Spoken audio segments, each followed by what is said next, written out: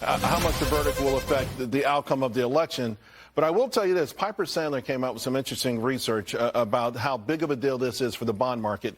I want to bring in Walser Wealth Management President Rebecca Walser. So, Rebecca, 10-year Treasury curve could rise if Biden wins.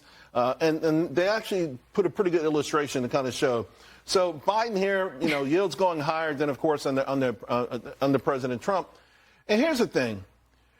When President Trump was elected, I'll never forget, because, you and I both, we scour these numbers.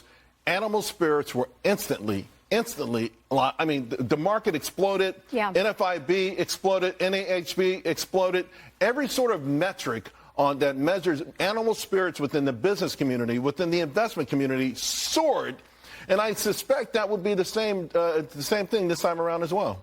Yeah, and the thing I'm going to say here, Charles, might surprise you, is this is actually a bad thing. I know investors want to see yields that are investing in bonds. Well, some want to see yields, but to your point, though, bond yields are higher the last 2 days, and the stock market's getting hammered. Right, but the reason that I suspect that this is the case is because what this shows is that Biden's got a $7.3 trillion 2025 budget, and he is just going to spend and spend and spend, and he's going to expect an accommodative Fed, and that's why we're pushing these rate cuts so much. Has anyone stopped to say why? Why are we pushing the rate cuts? The market's doing good. They keep touting the labor market is strong. Right. Why do we need to cut rates right now?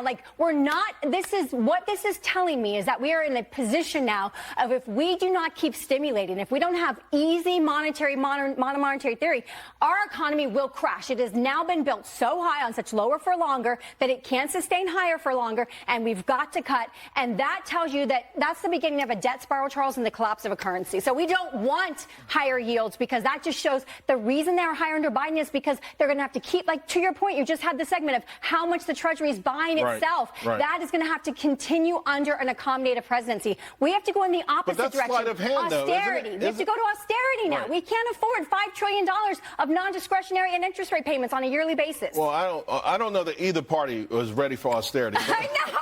And certainly not President Biden. President Biden, to me, has been the best president in history for wealthy Americans, particularly the elites.